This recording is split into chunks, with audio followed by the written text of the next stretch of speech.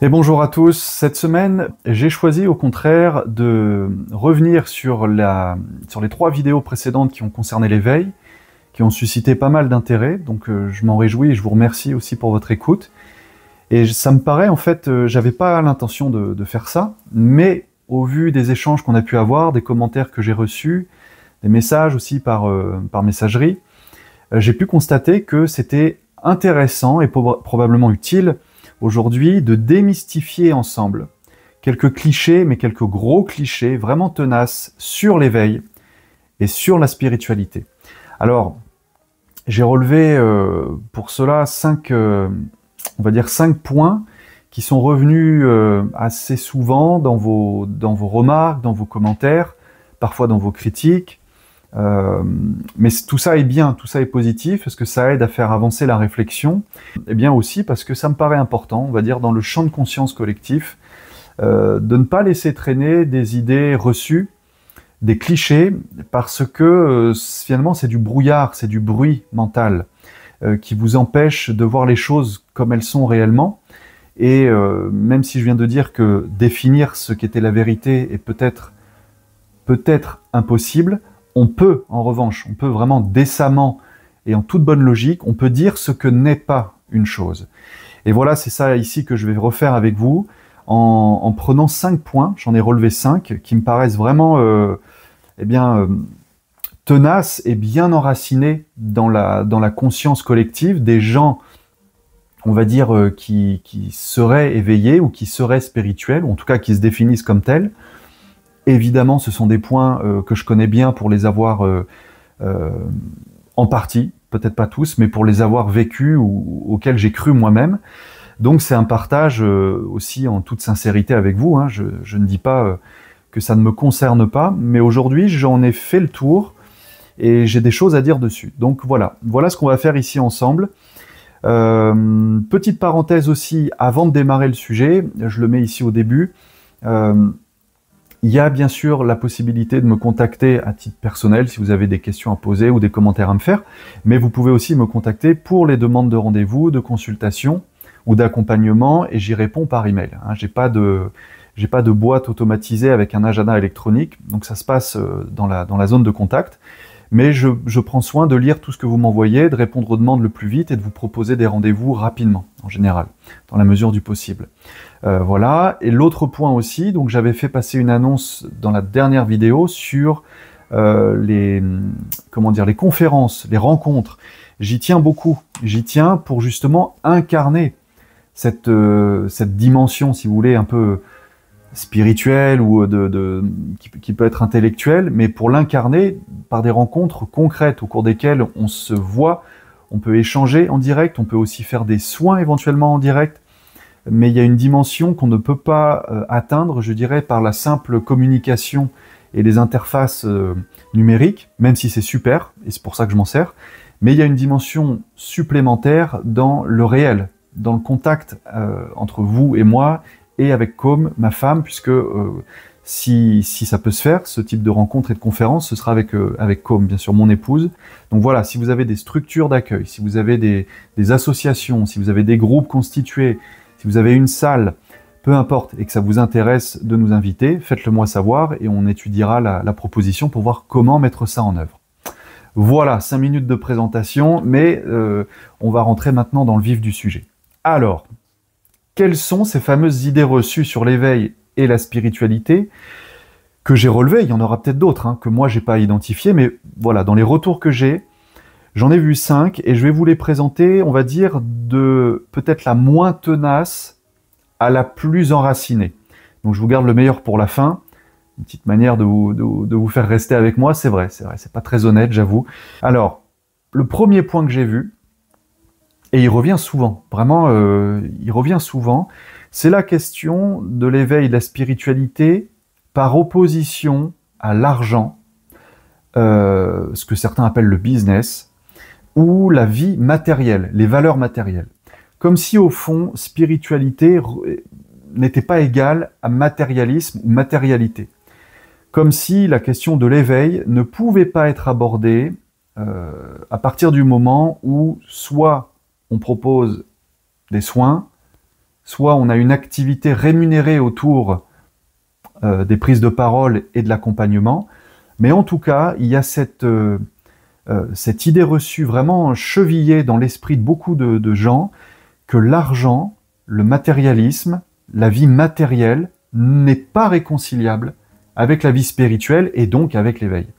Alors ça, si vous voulez, c'est vraiment, je pense, un angle mort, voilà, c'était le mot que je cherchais, excusez-moi, un angle mort dans votre conception des choses, parce que, au contraire, si vous admettez et si vous pensez que l'éveil, c'est un processus intégral de conscience dans lequel il n'y a plus de dualité, hein, la fameuse non-dualité que vous retrouvez dans les Vedanta, dans l'Advaita, cette idée de non-dualité ne peut pas rejeter la question de la vie terrestre.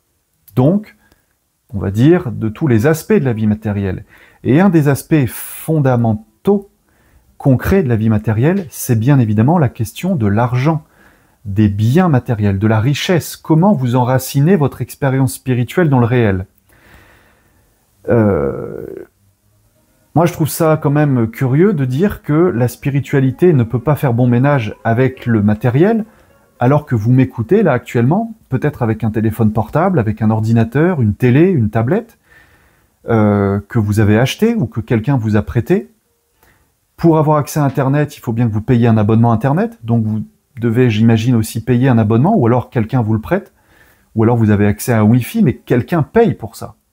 Il y a bien de l'argent. Vous voyez ? Cette idée que finalement la vie matérielle serait inférieure ou impure comparée à la vie spirituelle qui serait élevée et pure, se dire que l'argent ce serait une forme de compromission par rapport à l'idéal spirituel, je pense que ça c'est cultiver en soi une forme de dualité et une forme de rejet de ce qu'est l'incarnation. Parce qu'au fond, si on veut vraiment aller au bout de la démarche spirituelle et donc être dans cet éveil,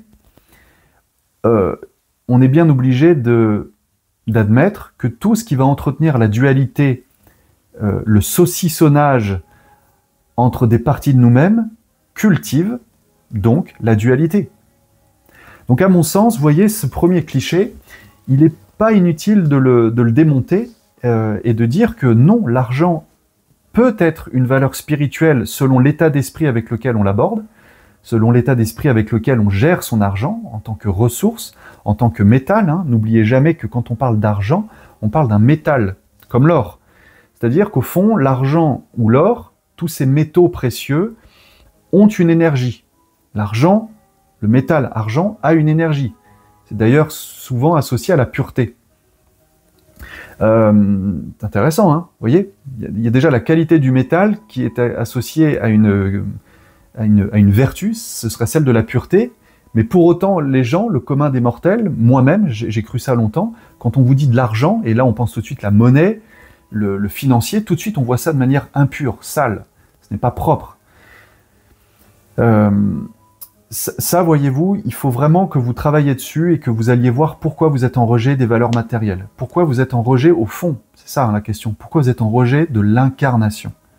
Le spirituel désincarné, c'est de l'idéalisme, c'est du mysticisme. Le spirituel incarné englobe la matérialité et donc l'argent. Donc non, je ne pense pas que éveil et spiritualité ne puissent pas faire bon ménage avec des revenus, avec de la richesse, avec de l'argent. Évidemment, je suis d'accord avec vous, mais ça va sans dire, donc je passe. La question est, comment on le gère cet argent? Est-ce qu'on le gère avec harmonie, équilibre? Est-ce qu'on en veut plus? Est-ce qu'on est dans une quête déraisonnée de biens matériels et de richesse? Je pense que là, on ne parle pas de ça. Premier point donc, je passe. Le deuxième point, le deuxième cliché qui est souvent revenu, alors je dis cliché, mais on va dire que c'est une forme d'idée reçue, ce serait celle que, au fond, la souffrance, le fait de souffrir dans sa chair, dans sa vie, au quotidien, dans sa psychologie, dans ses émotions, dans son mental, dans son corps, hein, d'être en souffrance vraiment corporelle, eh bien ce serait la validation que l'on est dans l'éveil, ou que l'on est dans ce processus d'éveil. Alors là, je vous dirais, faites attention, vous savez, c'est un vice de pensée. Est-ce que l'éveil passe par la souffrance? Oui, je le pense. Je pense que l'éveil en tant que processus, c'est-à-dire avec une forme de transformation, de déracinement de certaines visions, de certaines croyances. C'est ça le processus, hein, c'est une transformation au fond. Je pense que ce processus, oui, entraîne de la souffrance. Cette souffrance, elle est due à la résistance de notre ego, donc de la personnalité. Je redis souvent que l'ego n'est pas mauvais, l'ego n'est pas vilain, l'ego n'est pas méchant. L'ego, si vous voulez, ce sont les structures de notre subconscient qui sont là pour nous protéger. Parce qu'on a appris par notre éducation, parce qu'on a reçu par nos mémoires transgénérationnelles un bagage. Et ce bagage, il est là en fait pour nous protéger. Parce que dans nos cellules, il vibre une information qui est exister, c'est se protéger de la mort pour perdurer dans le temps. Le problème, c'est que exister peut devenir du coup survivre. Et ça, c'est l'ego qui veut survivre. Et quand on est en mode survie, effectivement, on est dans la souffrance. Parce que l'ego s'accroche à ce qu'il connaît, c'est sa zone de confort, même si ce confort est très inconfortable. Et donc, il y a de la souffrance. Mais dans le processus d'éveil, la souffrance, c'est donc ce moment où l'ego baisse la garde, rend les armes, et va finalement s'abandonner à la puissance du soi, à la puissance de l'être. Tant qu'on est dans la force, on n'est pas dans la puissance. La force n'est pas la puissance. Tant que l'ego force, il crée de la résistance, il crée de la souffrance. Donc oui, l'éveil va entraîner de la souffrance, à un moment ou à un autre. Mais est-ce que le fait de souffrir signifie que vous êtes dans l'éveil? Non. Bien sûr que non. Ça, c'est juste une chaîne de logique, c'est de la logique pure. Il y a des gens qui me disent « oui, je souffre parce que j'ai peur » ou « je souffre parce que on ne me comprend pas »,« je souffre parce que j'ai une maladie ». Il y a des gens qui ont des maladies et j'allais dire c'est malheureux, oui, ça l'est. Mais la souffrance, qu'elle soit physique, émotionnelle ou mentale, ne signifie pas que vous êtes dans un processus intégral d'éveil. Et là, j'ai eu beaucoup de gens aussi qui m'ont envoyé des témoignages plutôt privés d'ailleurs, pas tellement dans les commentaires publics, et je le comprends parce qu'on n'a pas envie toujours d'exposer ces zones de faiblesse, et qui me disent, voilà, je suis dans tel type de souffrance, et donc je suis dans une nuit noire de l'âme, ce processus d'éveil dure depuis des années, on m'a même dit que ça durait des fois depuis 20 ou 30 ans, vous imaginez? Ça voudrait dire que pendant vraiment là presque des décennies, vous êtes dans une forme de souffrance psychologique, voire physique, et vous avez associé ça au fait d'être dans l'éveil.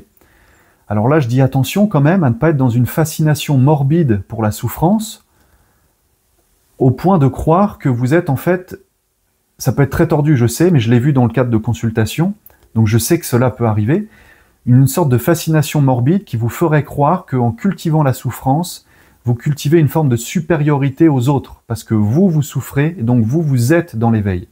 Faites attention à ça, parce que là, c'est encore un piège, si vous voulez, un mirage émotionnel, une illusion mentale, qui vient de manière très tordue conforter l'ego dans son rôle.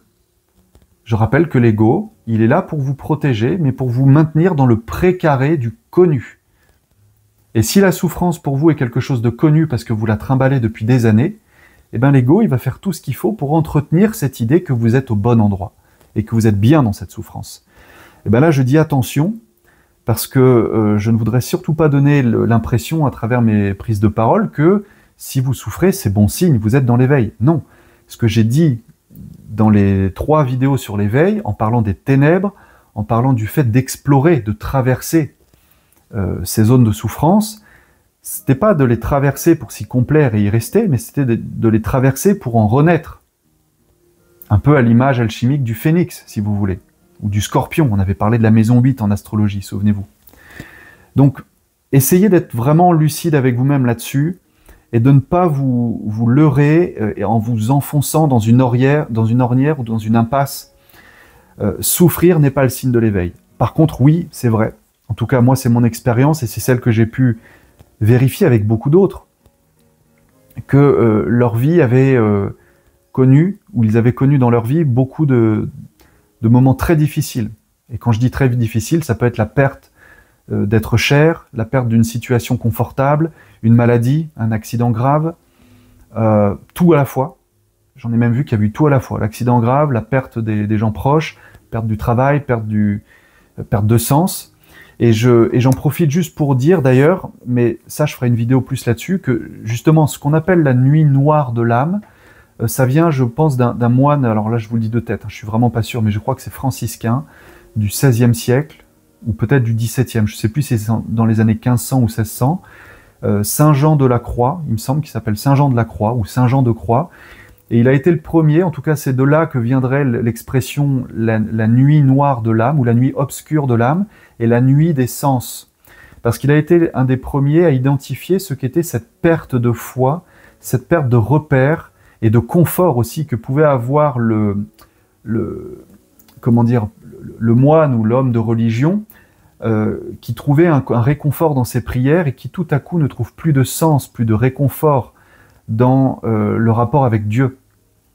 Alors c'est un point que je creuserai plus loin, mais pour vous dire qu'effectivement cette perte de repère totale, aujourd'hui avec des termes plus modernes, on peut l'expliquer comme Jung l'a fait, par la traversée des ténèbres, ce processus d'individuation, et c'est inconfortable, et ça crée de la souffrance, et c'est une des composantes de l'éveil. Bon voilà, j'étais un petit peu long là-dessus, mais ça me paraissait important de bien le signaler pour pas entretenir chez vous une confusion au niveau de souffrance égale éveil. Si vous êtes en souffrance, faites appel à quelqu'un. Allez voir un médecin, allez voir un psychologue, allez voir un thérapeute, parlez-en autour de vous, à des amis, à de la famille, mais ne nourrissez pas ce truc morbide en vous qui vous fait croire que vous êtes finalement reconnu par Dieu ou reconnu par votre être, et que c'est bien de souffrir. Troisième point, allez, on avance. Ah oui, troisième point, il est beau aussi celui-là. Troisième cliché, on va dire. On m'a beaucoup dit, Johan, l'éveil, ça ne se provoque pas. C'est quelque chose qui arrive tout seul. Et finalement, on n'a pas besoin d'être spirituel pour vivre un éveil. Alors, formulé comme ça, il y a du vrai, il y a du faux. Donc j'aimerais là aussi essayer de démystifier, de clarifier ce point important. L'éveil, ça ne se provoque pas. D'une manière totalement absolue, je suis d'accord. C'est pas notre tête, c'est pas notre volonté, c'est pas notre émotionnel, c'est pas notre corps évidemment. C'est pas par la force qu'on provoque l'éveil. Je suis d'accord avec ça. Mais faites bien attention quand même. En disant ça, je pense que beaucoup d'entre vous pensent à tort que l'éveil, ça ne se provoque pas parce qu'en fait, c'est un truc, une chose qui un jour vous tombe dessus, vous arrive sans que vous l'ayez provoqué, sans que vous l'ayez choisi. Et j'ai eu pas mal de personnes qui m'ont dit « Oui, moi je ne l'ai pas choisi, un matin ça m'est arrivé en pleine tronche, ça m'est tombé dessus, ça a été violent, brutal. » J'ai envie de vous dire « Ben oui, mais comme tout à chacun, la vie peut être brutale, il y a des événements brutaux, imprévisibles. Ça s'appelle, alors il y en a qui appellent ça la fatalité, il y en a qui appellent ça le destin. En astrologie, on pourrait dire « Bah oui, c'était votre quart d'heure, c'était un retour de Saturne, une opposition d'Uranus, c'était une planète rétrograde ou un coup de Pluton qui est venu faire le ménage. » Enfin, vous voyez, on peut se dire effectivement, quand il y a un événement brutal dans la vie, on ne l'a pas vu venir et puis ça a bouleversé ma vie. De là à dire que l'éveil ne se provoque pas et que ça arrive tout seul, je ne suis quand même pas d'accord parce que j'ai plutôt tendance à penser qu'on peut mettre toutes les chances de son côté pour favoriser l'éveil. Et que, bien qu'on ne se définisse pas comme quelqu'un de spirituel, ça je suis tout à fait d'accord avec ça, on n'a pas besoin de se mettre une étiquette ou de se coller ici un blason et dire « je suis spirituel » et je... Non, en fait, il y a des gens qui ne parlent pas de spiritualité et qui sont beaucoup plus éveillés ou beaucoup plus spirituels que celui qui en parle beaucoup. Je sais, on va me faire le retour, on va me dire « bah toi, Johan, t'en parles tout le temps et t'es pas forcément éveillé. » Peut-être, mais bon, voilà, moi c'est le choix que j'ai fait.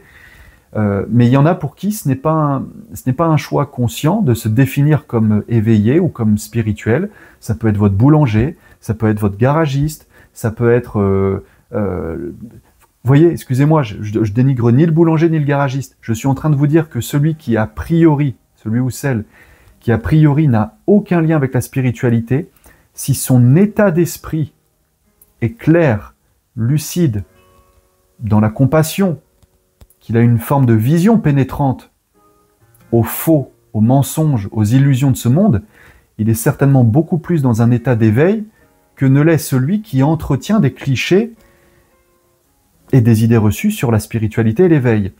Donc l'éveil, ça ne se provoque pas, ça arrive tout seul. Non, je ne suis pas d'accord avec ça. Je pense que ça se prépare, l'éveil. Ça se prépare justement en faisant le ménage en soi, en allant visiter ses propres idées reçues, ses propres croyances, ses propres préjugés. Et ça demande du travail. Donc, ça ne se provoque pas, non, je suis d'accord de manière ultime, ça ne se provoque pas, mais ça se prépare. On discipline l'ego, on discipline son mental, on discipline son émotionnel, on discipline son physique et ses désirs. Parce que si on ne le fait pas, là par contre, je peux vous l'affirmer, il n'y a aucune chance que l'éveil vous arrive. Aucune. Voilà, je vais juste en rester là, c'était pour que ce soit dit. Alors, quatrième point, mais qui est directement lié au précédent. On m'a beaucoup dit aussi, on me l'a dit à moi, Johan, mais on me l'a dit aussi de manière générale, on m'a dit « Oh là là, tout ça c'est trop de verbiage, c'est trop d'intellect, trop de mental, trop d'ego, en gros trop de personnalité. » Voilà. Tout ce que tu racontes, Johan, le fait de parler de la spiritualité, de l'éveil, ça ne colle pas, ça ne cadre pas avec ce qu'est l'éveil ou la spiritualité, puisque là, tu nous fais des grandes conférences d'1 heure sur la spiritualité, les phases de l'éveil, l'énergie, la conscience.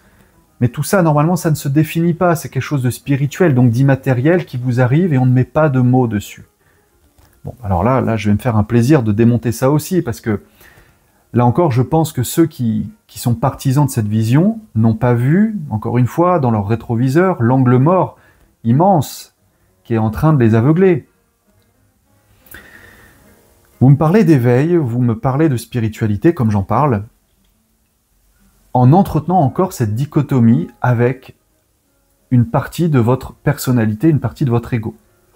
D'un point de vue ésotérique, dans la constitution occulte de l'être humain, on explique que l'être humain, c'est un ensemble composite de différents corps. D'un corps physique, d'un corps éthérique, d'un corps émotionnel, d'un corps mental, et d'un corps spirituel, qu'on pourrait appeler l'âme, et aussi d'une racine de vie ou d'une partie beaucoup plus englobante, intégrale, que serait l'esprit. Bon. Si on parle d'éveil, on est donc dans une vision totale, intégrale de l'être humain, du plus matériel au plus spirituel. Je rappelle ici, parce que c'est une très bonne vision, je trouve, de la définition de ce qu'est la conscience.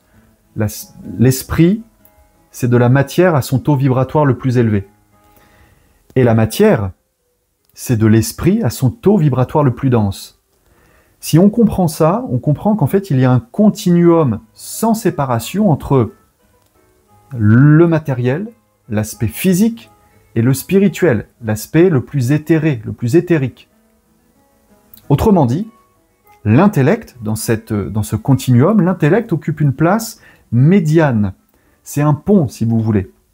C'est un pont entre le domaine physique de l'être humain, son corps physique, son corps éthérique, son corps émotionnel aussi, bien que ce soit de l'eau, c'est une partie, c'est une dimension physique. Et puis ce qu'il y a de plus abstrait, l'esprit pur, eh bien le mental, donc l'intellect, l'ego, ce fameux vilain ego dont tout le monde parle ici, eh bien moi je pense qu'au contraire, en disciplinant son intellect, en le cultivant, en le musclant, en le développant, on verra que c'est jusque dans une certaine proportion, bien sûr, pour pas que ça vire à l'hypermental. Mais si on ne le fait pas, si on ne discipline pas son ego, physique, émotionnel, mental, si on ne discipline pas son intellect, quand on dit « oh là, c'est trop d'intellect », eh bien je pense qu'en fait c'est synonyme d'une paresse intellectuelle, d'un engourdissement d'un des corps de l'être humain. Et si un de vos corps est engourdi, atrophié, s'il n'est pas discipliné, il ne peut pas y avoir d'éveil au sens intégral du processus, puisque vous refusez d'aller explorer cette partie-là de vous. Et là, je vais me permettre cette petite saillie. C'est un trait d'humour, ne le prenez pas mal, ou prenez-le mal si ça vous touche, mais vous savez, l'intellect, c'est un peu comme l'argent, justement. C'est quand on n'en a pas qu'on dit que ça ne sert à rien. Ou c'est comme le succès en amour. pour les hommes qui disent oui, au fond, c'est pas important l'amour ou le rapport avec les femmes. Bah oui, bah c'est quand on n'a pas de succès en amour qu'on dit que ce n'est pas utile ou qu'on est mieux tout seul. Je pense que ce n'est pas vrai. L'intellect, si on n'en a pas, on aura tendance à dire « Ouh là là, oh, trop d'intellect, tout ça ». Non, non, non, non.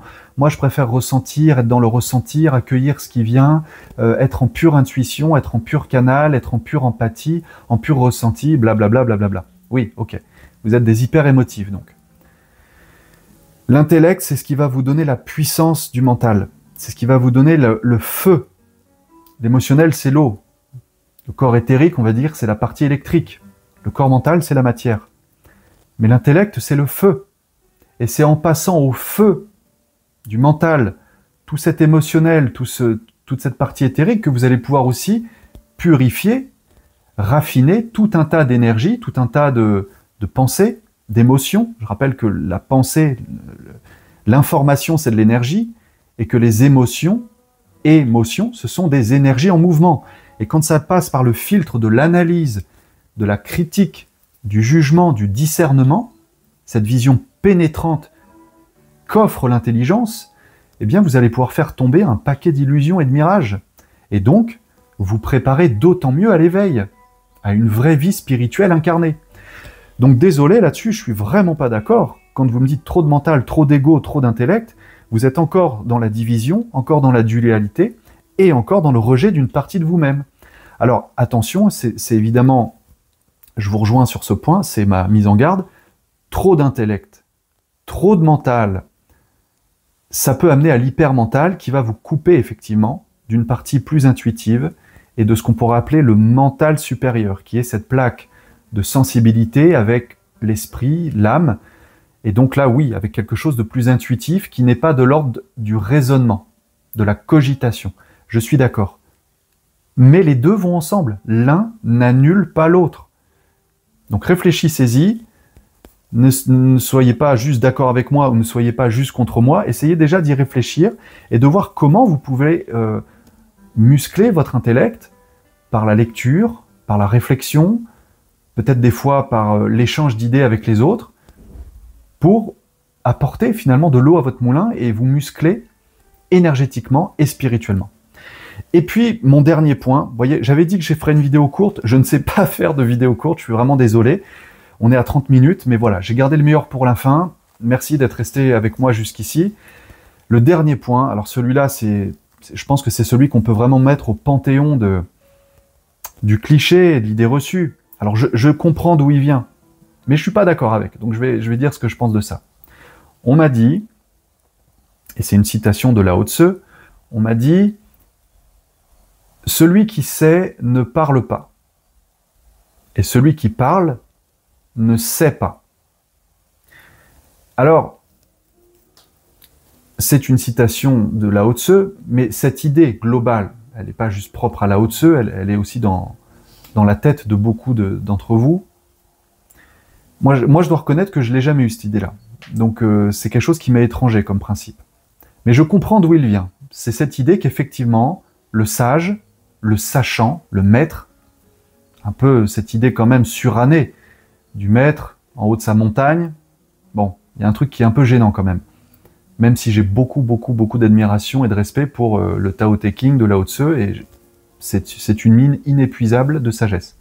Mais cette image un peu d'Épinal, très mystique du sage en haut de la montagne qui ne parle pas parce qu'il sait, et que celui qui parle, bah, c'est le crétin de service, le crétin des Alpes, pour rester dans la métaphore de la montagne, qui parle mais qui ne sait rien, c'est quand même encore, je trouve, une belle parade de l'ego pour dire, bon, toi qui parles, Johan ou quelqu'un d'autre, sincèrement, je vous assure, ça ne me touche pas directement. Je ne me sens pas concerné, si vous voulez, par la critique. Mais je vois pourquoi on peut me la faire, et c'est pour ça que j'y réponds. Pour vous aider à vous sortir de ce cliché, j'ai pas d'autre mot. Ça voudrait dire, écoutez ça, ça voudrait dire qu'autrement dit, le sage, je ne m'identifie pas à un sage, hein, attention, mais ça voudrait dire que le sage, comme Lao Tse par exemple, s'il avait vraiment été sage, n'aurait pas dû écrire à ce fameux garde près de la, je crois que c'était près de la muraille de Chine ou du grand mur de Chine, hein, qui lui avait demandé d'écrire ses préceptes. Donc il n'aurait pas dû les écrire, et il n'aurait pas dû non plus avoir de communication orale avec des gens, puisqu'il était sage. Il aurait dû se taire face à tous ces gueux, tous ces indigents de la pensée, tous ces indigents de l'intellect, puisqu'il était sage, lui. Et je pourrais dire la même chose de tous les autres sages dans l'histoire. Bouddha, celui qu'on appelle Bouddha, s'il a existé, il aurait dû se taire, lui aussi, puisqu'il était sage et éveillé. Et Jésus, je sais qu'il y en a beaucoup ici qui m'écoutent, qui sont croyants, et ou qui des fois ne sont pas croyants, mais qui se réfèrent toujours à Yeshua, la figure de Yeshua. Yeshua n'aurait donc pas dû parler non plus, ne pas faire ses sermons, ni sur la montagne, ni dans les bois, ni sur les places du marché, ni au temple. Et puis bien sûr, tous les mystiques religieux ou les philosophes n'auraient jamais dû écrire, tenir de conférences, puisque eux étaient sages, et on sait bien que le sage ne se rabaisse pas à la lie, à la fange de l'humanité. Vous voyez bien, il y a quelque chose de très méprisant, de profondément bête, dans cette idée que quand on sait, on ne parle pas, parce que si on parle, ça veut dire qu'on galvaude, qu'on dilue le message, et qu'au fond, on trahit l'idéal spirituel, qui est un idéal inatteignable, hors de ce monde. Je mets en garde contre cette attitude, parce que là encore, je trouve qu'elle est vraiment pernicieuse. C'est un peu, si vous voulez, la dernière marche invisible que certains ne voient pas, parce qu'elle est invisible. Elle est invisible à notre conscience, dans la mesure où on croit que ça y est, quand on est éveillé, quand on est touché par la grâce divine, par cet état de non-dualité, on est hors sol. On est hors sol. Et donc si on est hors sol, on n'a plus de contact avec le réel. Et si on n'a plus de contact avec le réel, on n'a plus de compassion, on n'a plus d'empathie avec l'autre. Je pense au contraire que le fait profondément d'être spirituel et d'incarner sa spiritualité, ça veut dire d'avoir un esprit saint, un esprit libéré des dogmes et des croyances, le fait d'incarner cette spiritualité impose au contraire d'être en communication ou en communion d'esprit avec son prochain. Et comment est-ce qu'on peut s'y prendre? Ça, c'est propre à chacun. Moi, j'ai fait le choix de communiquer par la parole, par l'écrit dans une certaine mesure aussi, mais beaucoup par la parole, parce que je pense au contraire que l'information, l'idée, c'est de l'information, et que l'information, c'est de l'énergie, et qu'elle peut vous toucher pour faire germer en vous un état d'esprit. Je n'impose rien, je ne vous dis pas comment vous devez penser, ni comment vous devez vous comporter. J'essaye au contraire de vous dire ce qu'à mon sens, dans l'éveil et dans la spiritualité, éviter les remparts, les blocages inutiles. Donc cette idée que quand on sait, on ne parle pas, et que finalement l'éveil, plus on en parle, et moins on rend service parce qu'on s'en éloigne, je ne suis pas d'accord avec ça. On est dans une ère, il faut être contemporain. Je pense que Lao Tzu était tout à fait contemporain de son époque. Je pense que Siddhartha Gautama était tout à fait contemporain de son époque. Je pense que toutes les figures, les grandes figures que vous admirez dans l'histoire, qu'elles soient réelles ou supposées, ces figures, elles étaient très contemporaines, elles étaient même avant-gardistes. Et je pense qu'à chaque époque, on se doit, dans un effort de vision pénétrante, d'aller au bout de la logique de l'ère du temps. Et notre ère aujourd'hui, l'ère Verseau, elle est tournée sur la communication, elle est tournée sur le mental universel, l'individu universel, ce mental collectif qui passe par la communication. Alors ça peut être une communication non verbale, qui peut être très télépathique, on va dire que c'est de l'ordre des pensées collectives, des égrégores collectifs, certes, mais c'est aussi la technologie. Lao Tzu n'avait pas de téléphone portable et n'avait pas Internet. Mais je pense que s'il avait pu avoir une box Wi-Fi chez lui, il s'en serait servi. Donc, il ne faut pas dénigrer les outils du réel, du quotidien, de la modernité, et il ne faut pas dénigrer non plus la communication comme vecteur d'idées qui peut participer à l'éveil. Bien entendu, et je vous rejoins, si vous pensez qu'effectivement, quand on est éveillé ou quand on vit sa vie spirituelle, on n'en parle pas, je vous rejoins juste sur cette petite frange, effectivement, que c'est très dur de mettre des mots sur ces états intérieurs que l'on vit. C'est très dur. Et on risque effectivement à trop mettre de mots dessus, à galvauder, à diluer, et peut-être même arriver à des non-sens ou à des contresens. C'est vrai. Et c'est un risque que je prends ici en faisant des vidéos, qui plus est longues, 36 minutes. C'est un risque que, à force de parler, on finit par peut-être mettre une nouille dans son discours, mettre un mot qui n'aurait pas dû être là. Mais voilà, c'est un risque à prendre qui est quand même très mesuré, je trouve. Donc voilà, j'ai fini avec mes 5 points. J'espère que... écoutez, j'espère que... le but, c'est pas de vous convaincre, hein. Ça, il faut que ce soit clair dans votre esprit, mais j'espère que ça va quand même vous apporter de la matière à réflexion. Si vous êtes boulimique de réflexion, il ne faut pas non plus vous surgaver de ces informations. Il faut juste prendre ce qu'il vous faut, laisser tout le reste. Ne prenez que ce qui vous convient, c'est mon conseil, toujours le même, hein. Je pose, vous disposez. Mais voilà, j'ai maintenant un certain recul et un certain regard sur cette fameuse communauté spirituelle qui n'est vraiment pas rose. Et mon but, si j'en ai un, et c'est un but affiché, c'est vraiment de faire tomber les idées reçues et les clichés sur cette communauté spirituelle, sur cette communauté de l'éveil, sur ce qu'est l'énergie, sur ce qu'est la conscience. Parce qu'il y a eu beaucoup d'excès, beaucoup de bêtises, et j'aimerais vraiment participer à faire tomber en partie cette ignorance et cette méconnaissance et cette mécompréhension des sujets spirituels. Voilà, c'est ma contribution. Et je ferai donc dans la prochaine vidéo, j'ai 2 sujets à vous proposer. Il y a celui sur la mission de vie et la mission de l'âme, que j'ai vraiment envie de prendre à bras-le-corps, mais ce sera une vidéo un peu plus longue, même si là vous allez me dire elle est déjà longue, oui, mais celle-là elle sera plus construite et il y aura davantage de sous-catégories, et je vais en faire une autre très importante qui me tient à cœur. Je pense même que ce sera la prochaine, parce qu'elle peut être rapidement faite. Et c'est vraiment une vidéo presque lanceur d'alerte, j'ai envie de dire, une mise en garde sur les 3 failles qui sont très facilement identifiables chez celui qui prend la posture du maître, du gourou, du guide spirituel, que ce soit dans l'organisation de stages, de soins. Il y a trois gros dangers qui sont facilement identifiables. Je ne vous dis pas lesquels ils sont.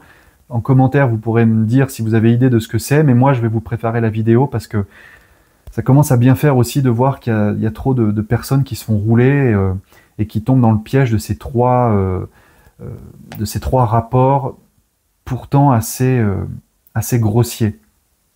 Donc ça, je vais le faire, je pense, la semaine prochaine, parce que c'est vraiment urgent d'avoir un discours clair et un discours même préventif là-dessus. Voilà, merci beaucoup, j'arrête, promis, et je vous souhaite une bonne semaine et une bonne intégration. À bientôt.